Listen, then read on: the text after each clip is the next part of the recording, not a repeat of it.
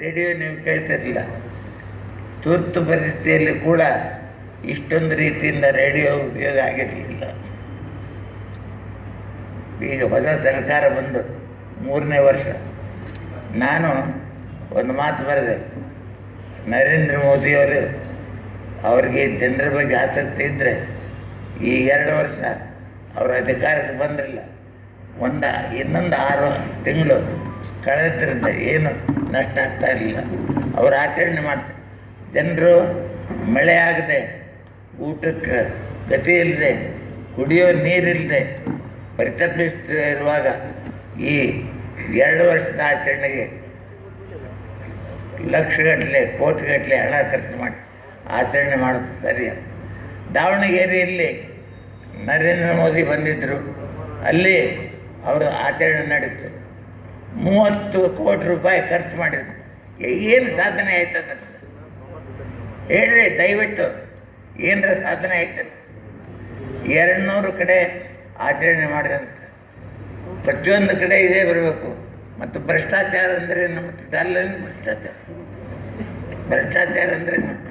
ಆಮೇಲೆ ಪ್ರತಿಯೊಬ್ಬರು ಜನಸಂಘದವ್ರು ಇರ್ಬೋದು, ಯಾರೇ ಇರ್ಬೋದು, ಮದುವೆ ಮಾಡ್ತಾರೆ. ಈಗ ನಮ್ಮ ರೋಡ್ಸ್ ಮಿನಿಸ್ಟರ್ ಅಲ್ಲ,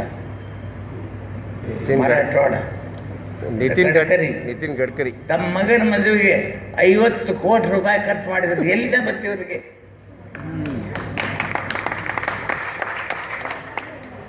ಏನಿದೆಲ್ಲ ಹಾಗೆ ನಡೆದುಬಿಟ್ಟಿದೆ.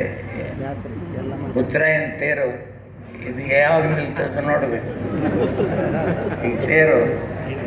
ಆದ್ದರಿಂದ ನೀವೇನು ಭಯಪಟ್ಟುಕೊಳ್ಳಬೇಕಾದಿಲ್ಲ, ನಿರಾಸೆ ಆಗ್ತಕ್ಕಂಥ ಇಲ್ಲ. ನೀವೆಲ್ಲ ತತ್ವಕ್ಕೆ ಬದ್ಧರಾಗಿರ್ತವ್ರು. ನೀವು ಭದ್ರವಾಗಿ ನಿಲ್ರಿ, ದೇಶ ನಿಮ್ಮನ್ನು ಹಿಂಬಾಲಿಸ್ತದೆ. ಆದರೆ ಮೊದಲು ನಾವು ವೇದಾಂತ ಹೇಳೋದು ಬದುಕೋದು ಬೇರೆ ಅನ್ನೋದು ರೀತಿ ಆಗಬಾರ್ದು. ನಾವು ಕಿಚ್ಚು ಇರಿಸ್ಕೊಂಡು ಹೋರಾಟ ಮಾಡಬೇಕು. ದೇವನವರು ಮಾತ್ರ ಇರ್ತಾರೆ ಇಲ್ಲಿ. ಆಮ್ ಆದ್ಮಿ ಸರ್ಕಾರದ ಬಗ್ಗೆ ಭಾಳ ಒಳ್ಳೆ ವಿಶ್ಲೇಷಣೆ ಕೊಟ್ಟರು. ಆದ್ದರಿಂದ ಜನ ಈಗ ನೋಡಿ, ಏನೋ ಒಂದು ದೊಡ್ಡ ಆಸೆ ಇಟ್ಕೊಂಡು ಆಮ್ ಆದ್ಮಿ ಪಕ್ಷಕ್ಕೆ ಮತ ಕೊಟ್ಟರು. ಆದರೆ ಸ್ವಲ್ಪ ದಿವಸದಲ್ಲೇ ಅವರು ನಿರಾಸೆಗೊಳ್ತಕ್ಕಂಥ ಪರಿಸ್ಥಿತಿ ಬಂತು. ಅದರಿಂದ ನಾವು ಜನರನ್ನು ನಿರಾಸೆಗೊಳಿಸದೆ ನಾವು ನಂಬಿದ ತತ್ವಕ್ಕೆ ಹಚ್ಚಿಕೊಂಡಿದ್ದರೆ ಜನ ನಮ್ಮ ಹಿಂದೆ ಬಂದೇ ಬರ್ತಾರೆ.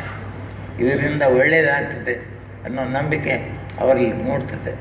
ಆ ರೀತಿ ನೀವೆಲ್ಲ ಒಂದು ತತ್ವಕ್ಕೆ ಹಂಚಿಕೊಂಡು ಬದುಕ್ತಾ ಇದ್ದೀರಿ. ರೈತರ ಸಂಘ ನಾವು ಅವರಿಗೆ ಹೊಸ ಧೈರ್ಯ ತುಂಬಬೇಕು. ಅವರೊಂದಿಗೆ ನಾವು ನಿಲ್ಲಬೇಕು. ಬರೇ ಈ ಮಂತ್ರಿ